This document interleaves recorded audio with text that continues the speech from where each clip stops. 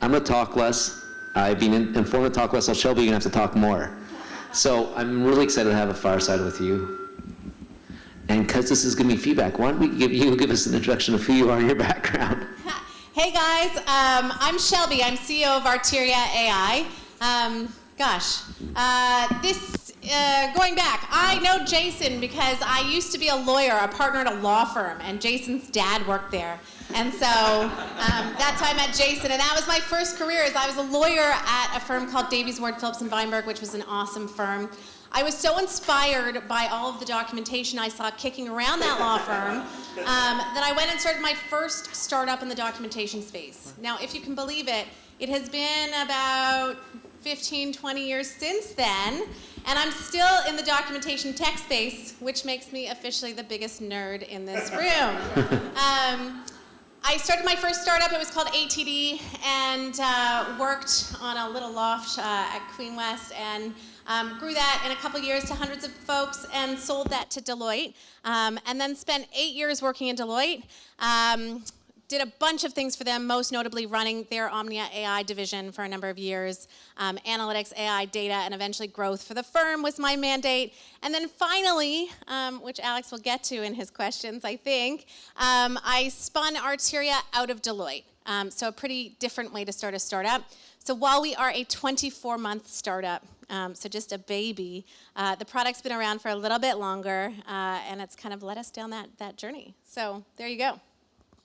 We're going to be COVID unfriendly and share a mic. Are you comfortable with that? I'm totally cool. So I'm going to double click on some of the stuff you said, because you went through like an impressive history in like 10 seconds. So at the law firm you're a partner, and you decided to start a startup in technology. I imagine everyone looked at you like you had two heads. What inspired you and gave you the confidence to go spin up and start a tech company? First of all, when I started my startup, it was the end of 2009. So to say that there was no such thing as a female-led startup in the city was an understatement. As far as I know, I'm certainly one of very few solo founder, female-led tech startups, particularly in that age. There was no... So shout out to all of the women founders in here tonight. You'll find I will stand up for us. And so what I was inspired by was really, I didn't think about being an entrepreneur. Running a startup was not that cool back then. I really looked around and was obsessed with efficiency and obsessed with the problem. So I was preparing for a trial, and we had printed out close to 30,000 documents in duplicate. One for us to highlight for ourselves, and one for us to highlight for the court. Now, if I were to tell you how many documents, 30,000 documents printed out looks like, it's about this whole room filled with documents. And having had a background in software, like some really like basement type stuff, I thought, well, goodness, this could use some good data management principles and some very basic macros, and I bet I could make this better. In addition, a whole bunch of women leave the practice of law. So what if I paired technology with women who left the practice of law and put them all together in an awesome new startup named ATD, and sold back things like due diligence and project-based work back to law firms for lowered rates. And the concept, every single person, including every partner I worked with, said to me, why would you go and do what the clerks do? It was like very not cool at the time. Again, startups were not cool back then. And so seeing this room of people is really, really, really amazing. But yeah, so I left and I started my first startup because I was inspired to solve the problem better, and still am mission driven in terms of what drives me. Jason promised this would work. Wow, I still hear back channel. Anyways, you built you built the startup for 4 years, and you sold it. Why did you sell it? So we had done really well. Hundreds of people later, I'm sitting there, no longer in an existential crisis about whether or not my startup's going to survive. It feels like we're having big business at this point. Burn rate's huge. I think it was like $1 million a week or something at that point. So I'm feeling, like things are overwhelmingly big and huge. If you came to work at ATD at the time, we would say, oh my gosh, thank you so much for coming. Really appreciate it. We don't have a chair for you yet, but we will by this afternoon. So if you could just have a coffee on us. So it was one of those rare rare experiences that I wish I could repeat again and again with all of these builds, where things were just going like crazy, and I had my first baby. And so I just wasn't sure that I wanted that much going on in my life. And so the reason I sold was no more complicated than I had pretty great dominance in the Canadian market, didn't have the experience to go south of the border at that stage, or didn't really have the support mechanisms to do that at the time, and had a little darling baby girl, and wanted to see where life took me. As it turned out, I'm the same person I was then, and so have done it again. And what were your takeaways? What were your lessons? Because you went from being, again, a lawyer to Deloitte, but those 4 years must be helping you now. So what were the biggest lessons? Gosh, so many lessons. I literally did not know what I was doing. So I had no MBA, no business experience, no HBA, none of that. I would read books every week, and then I would implement them in the business. And I would literally, so on the weeks where it was like Marshall Goldsmith, Mojo, I would like go and sell some work. And then on the weeks where it was like, reading books about GE, I'd fire the bottom 10%. Like it was really trial by fire. I learned a ton of things, but what I really learned is that there's no substitute for running a great company and caring about your people. People first, clients also first. And that throughout my business, running bigger and bigger P&Ls over time, I realized that people try to overcomplicate the lines on operations a lot, and it still really comes down to people and clients, and that's still how I lead today. Any favorite books that you'd recommend to the audience? Oh my gosh, I am a business book junkie, so many books, but I'm gonna eat the microphone now, thank you, appreciate the tip. I would recommend, for those who haven't read it, it's a bit of an oldie but a goodie, Art of the Start, Guy Kawasaki. If you haven't started your startup and just wanna start, you just gotta start. And then I would also, really recommend the Influence books by Cialdini. I think that they are like unbelievably good, and if you haven't read them, it's really the only way. And these days, not to sort of belabor your question, the entire Arterian group lives by a book, an old school book called Raving Fans, where we try and really listen to our customers. And so can't recommend that enough. Cool. So you went from learning from books now to being at a big consulting firm. You played many different roles. Did it help you or hurt you, or how did it impact you with going back to starting another company? I know this will be an unpopular view in this room, but working for a consulting firm was awesome. They paid me, and I did not have to sort it out. They paid me a lot of money to do my job. They were so good to me that I ended up staying. I was supposed to stay 100% sure no longer than 12 months. I was for sure out of there on 1 year and 1 day I was gone, and ended up staying close to 8 years. So they were awesome to me. In fact, they were so awesome to me that it was sort of an open question about whether or not I would start again, and I always wanted to start again. But I learned a ton. I learned how to really run operations. I learned how to message to a large group of folks and really run a proper communications life cycle. I learned talent management on a big scale. And then I learned how to manage through a pandemic, and all of those were incredible skills. So, having started my career at a big law firm and then having spent quite a bit of my career at a big consulting firm, I will say I'm a huge fan of getting trained, in great places that take training really seriously. And not all big cos are like that. Some are really bad, but the ones I worked for really have a huge place in my heart. I like that. And just for the audience, that's the second month in a row someone's basically said, go get trained on someone else's expense. So not a bad strategy for future founders in the room. So you mentioned Arteria basically spun out of Deloitte and you started there. So how do you spot the opportunity? Was it something that came, was a project you got put on? Where did you come up with the idea? How did you find your co-founder? So this is a funny question because it's sort of the opposite. I was at Deloitte, loved it, but had this nagging way of looking at the documentation space that I thought was different. And it bugged me, and I saw all these companies out there in documentation. I hear NLP is a real thing this week. And so all these companies had all this take on it, and I had worked in the space so long that I knew I had a unique point of view on the space. And I knew that I had what I considered, a winning point of view on the space, and I didn't think it was being done properly. And so again, I'm a real efficiency nerd, and I'm bugged by the problem. And so I grabbed one of my first employees in my first companies, and I ran innovation at the time at Deloitte, so it was pretty easy for me to have the incubator choose my project. And so I started Arteria within one of the Deloitte incubators with one of my very first employees in my first company, who is still my co-founder to this day. And our second co-founder, shout out to Abrara and Jono, who are like the best co-founders in the world. He's the new guy. We've only been working with him for 7 years, and he ran the product factory at Deloitte, so we're incredibly, incredibly lucky. So Arteria was funded, started at Deloitte, through the innovation department, and you mentioned you spun it out. And from what I understand is after the first round of financing, Deloitte doesn't actually own any equity. So explain that process, because most people say, I'm going to start a company, I'm going to leave the one I'm at and go raise funding. But you were able to start it where you're at, spin it out, and basically own a good chunk of it. So how did you manage that? What's the advantages to doing that? And tell everyone who's working in a big company here or listening to it, what's the secret to, and how to do this? Goodness. First of all, I would say that it helped that I gave a lot. I hope I gave more than I took to every organization I worked at, but I really just focused on giving and not on taking.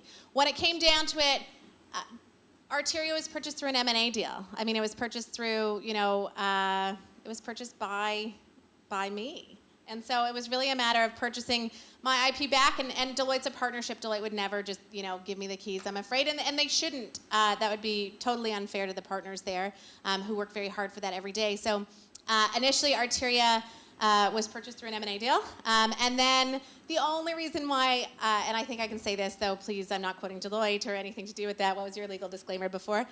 So I'm not speaking for them, but I will say we would have loved to have continued with them. You can hear the way I speak that I'm so grateful for the experience there. But unfortunately, just audit independence conflicts were challenging.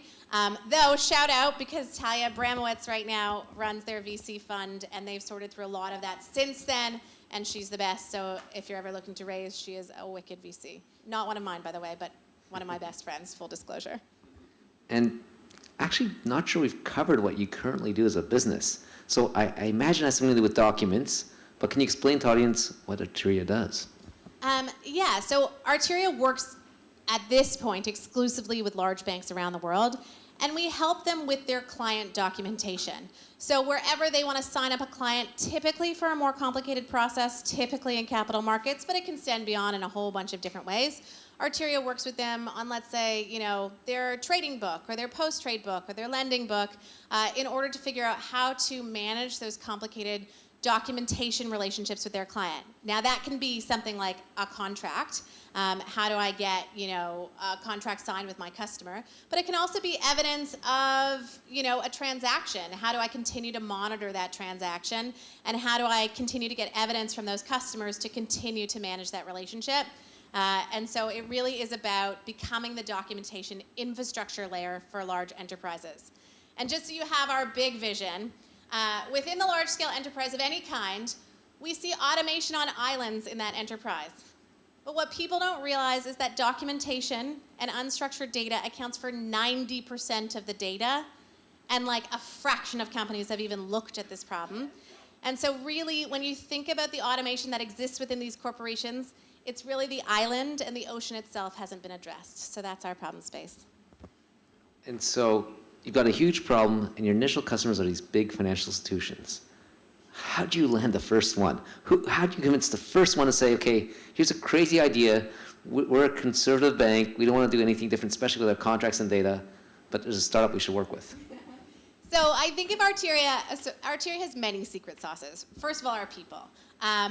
But and our tech and our AI is awesome. But in addition, I think go-to-market is probably a secret sauce of ours. I think we are really talented at helping people at the highest levels of these organizations understand the vision for what we're doing. I think the truth is that if you're trying to get in through the innovation groups at most of these institutions, you may never get in. And so the truth is that that's probably not a good use of all of your time. And I would encourage you to try and think harder about who to approach and when and where and why, and then sort of approach, in a way that appreciates your own value. So you're sort of saying, I have something of huge value that can give you ROI, really think about the problem in their context, and then go and have good discussions with senior folks about those problems. So that's it. Find the right person and have a good discussion about their problems. At the right, yeah. So you're really going to keep this go-to-market strategy, but one of the secret sauces. So we'll let you get away with that and talk about the other secret sauce, your team.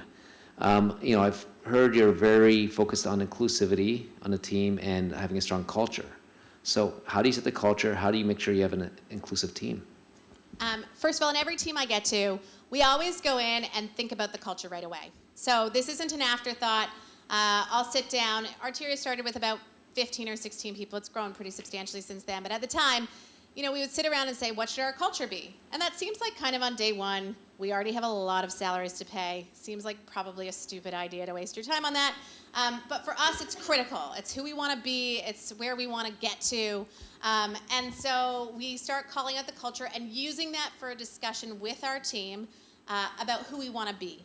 And so everyone is engaged in making the culture, and it's not just about the 4 things that end up written on a piece of paper.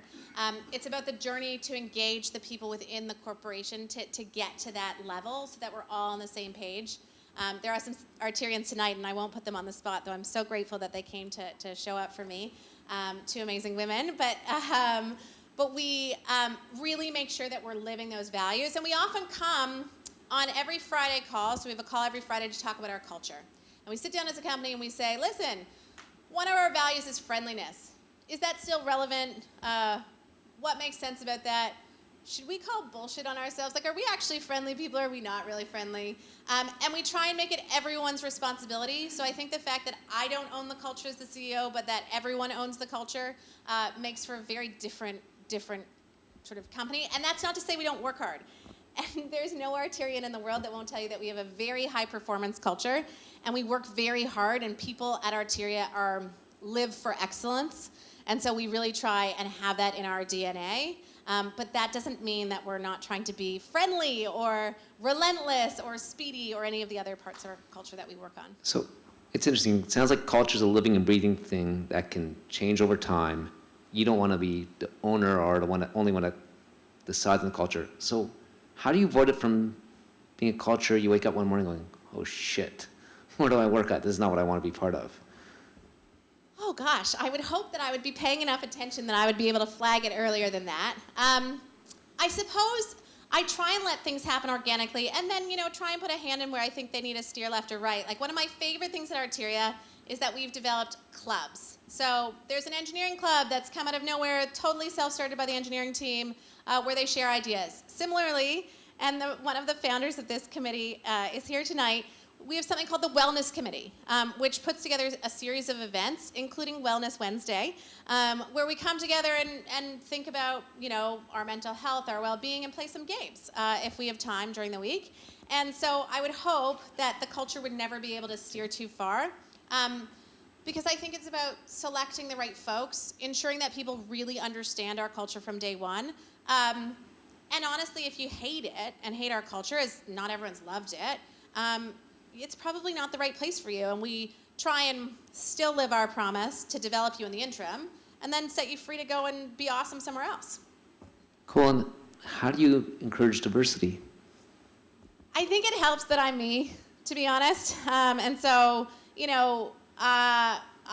my co-founders are not white, and I think between the 3 of us, we're a pretty diverse co-founding team, and I think there's some role modeling in that, but in addition, we're always trying to really appreciate diversity of thought in the room, and so we're trying to cultivate a team that is diverse on purpose, and very much proudly and not ashamed by that, and we'll speak with recruiters about that, and just are really, it's a goal of ours to maintain our diversity of thought at the table.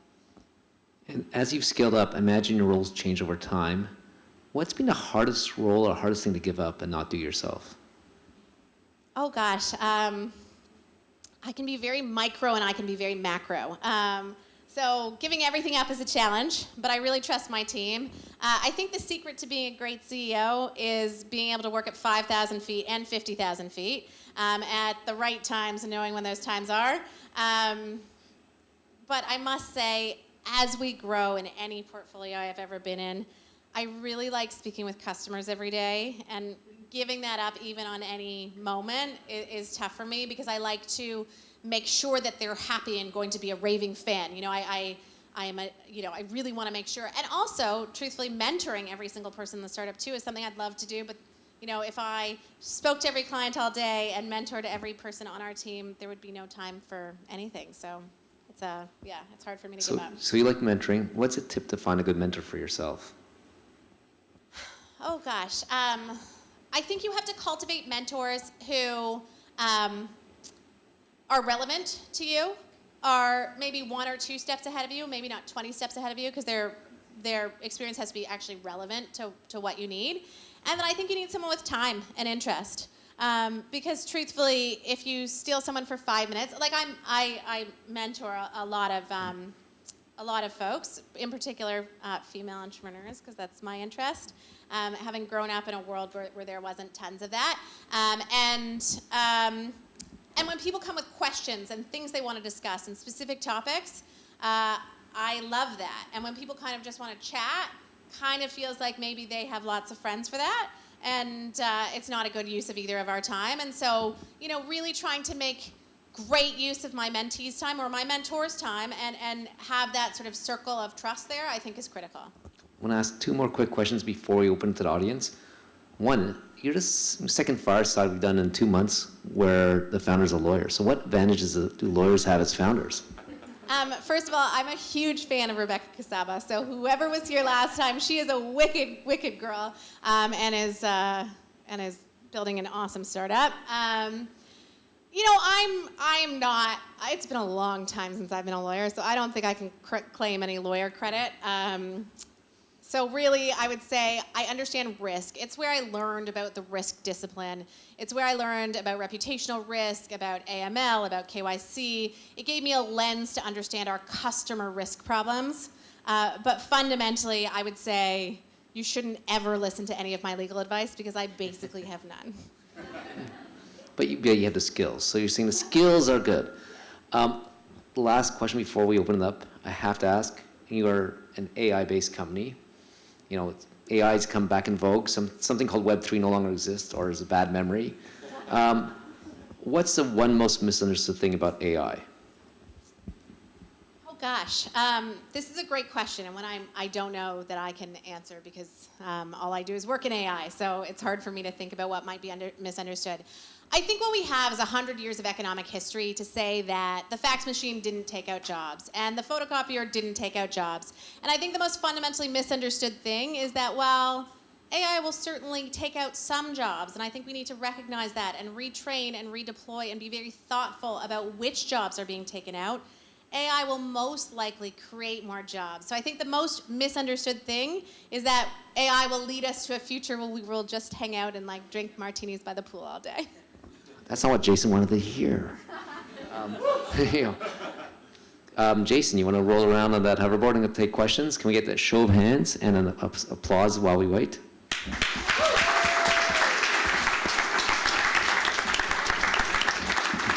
Thank you. It's amazing. Thank you for sharing. As a working mom, what was the biggest challenge to do that kind of shift? Do you feel like there were any regrets to take that pause or make those decisions becoming a mom? First of all, I would say I have really clear priorities. So my kids are 1 and 1 in terms of my priorities. My husband is 1A. And my company, despite the fact that I have a number of investors in the room, is squarely priority number 10 after 1A, and then there's a huge gap. So for me, I think that I'm just really clear about what that means. Now, I will say this, priority number 10, Arteria, is the only priority that matters other than my family. And so I take that really seriously, but no, for me, life is too short to have regrets. You can see that I've picked up learnings from every part of my journey. And because I think so much of my journey as a learning journey, and that's how I frame it, I'm not worried about the amount of success I have or the amount of money I have. I'm really just trying to learn and also try and end up as a good mom. At the end of the day, I'm just, that's more than enough for me. Oops. Let's give this a go. Oh, that's way louder. Oh, okay. Can you hear this? What is your definition, or how do you see yourself as a CEO? Gosh, wow. I see myself as a chief energy officer or chief enabling officer. There's this book, my business book, Junkiness Continues, called The Energy Bus. And that's a book about getting your team on the energy bus and how to ensure that energy flows within your organization. I'm a huge fan of, it's my job to give people freedom within a frame. So things are going well, you're killing it. By all means, I'm redundant. I'm going to be on the beach. Call me if you need me, no problem. That said, if things start to go south, I'm going to be right next to you, really, really close. And so I would say really a huge fan of trying to stay out of things. In my first startup, I was the bottleneck to everything. I made every mistake that any CEO has ever made.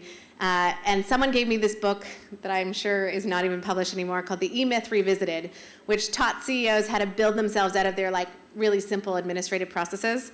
That alone was a huge inspiration to me, particularly because I was going on maternity leave and had no support. It was me and then a huge, huge pyramid and really no executive team. And so from that, in this startup, I try and make myself redundant at every stage. I hire people who are smarter than I am for every division, and I try and enable them and give them tons of freedom. And then when it's not working, there's no one on my team who will tell you that I will not be right there. So hopefully that's a good enough answer. Hey, Shelby, thanks for doing this. You talked a lot about hiring the right people. That's the biggest advantage. How do you go about recruiting? First of all, guys, the only person who I've ever taken a cold call from in my entire career is in this room tonight. His name's Dan. He's from a company called TechRec. And he happened to call me, there's Dan, on day and TechRec is a startup recruitment firm. On day one of Arteria, or day two, and it happened to say I have some really great data scientists, and for a variety of reasons I needed one that day. And so Dan and I now do business together. So we manage recruitment. We work with a zillion recruitment firms. We work directly with people. We use word of mouth. We use every single technique to try and screen the best people. And then we fight for people who fight for us. And we want people who want to be at Arteria long term, knowing that it won't always be that way. And so we work very hard to find the right people through annoyingly vigorous processes. Thanks for your presentation. Would you consider Arteria a deep tech company in the sense, for example, is your NLP technical expertise top end, or is it more bringing a lot of the AI stuff around, knowing the industry, and it's more the application of the AI, which is the secret sauce for your company? This is an excellent question, something I feel really passionate about. Yes, we're a deep tech company. Yes, we use the most modern foundation models that are out there. Generative AI was not a new concept that arrived 2 weeks ago on my doorstep. And we see our deep tech as differentiating. But I don't believe that AI will eat software. I believe that software with AI, especially because I'm not there to be a primary sort of model maker. I'm not a Cohere, an awesome Toronto startup. I'm not a Google. I'm not going to start models from scratch and train my own Shelby GPT. But what I am doing is I'm applying those models and adding layers of tiramisu. And obviously not me. I'm not in charge of our science, but our scientists really would tell you that our science is incredibly differentiating. That said, we are here to solve a problem for our customers. And if we can solve that problem using duct tape, we will use duct tape because it's far cheaper than waking up GPUs. And if I can use masked word models and distill them to use on a CPU, I'm going to use those. So I'm going to use the cheapest, easiest way of solving the problem for our customer. And in each section of the problem, I'm going to apply the cheapest and easiest way, and sometimes that's very complicated. One last question. Hey, Shelby, thank you so much for the presentation. I had a question more surrounding your early hires. As you know, in the startup world, especially in the early days, there's a lot of volatility. So how do you keep people engaged, motivated when the chips are down? Oh gosh. So in my first startup, I didn't hire until we had a need that was more than a need, that was like a burning need, where everyone else was carrying more work than they should have been carrying because I was too scared to hire. So I messed that up pretty badly. In this startup, I would say, with the benefit of experience, I've decided to take more risk on myself and with our investor team to sort of say, you know, listen, we are not here. Arteria is not a family. Arteria is a company. People choose to make their work there. They work for a fair wage. So it's a different sort of calculus. At ATD, everything was like, ATD is a family, and you know, you kill yourself because we love each other. As I've grown up, especially being a mom, look, I'm not gonna kill myself for you because I love you if you're not my 1A, or 10, which is not happening. And so I think one of the things Deloitte really taught me is that you have to provide talent journeys. You have to really give and give more to your talent than they give to you. And simply saying, let's come together and be loyal to each other for the purpose of a lesser wage and more work is not fair, so not how we do things anymore. So I would say, you know, obviously you can't hire too far ahead, and you know, unless you're in the privileged space to do so, but also just, you know, be fair. Round of applause. Thank you so much, Shelby.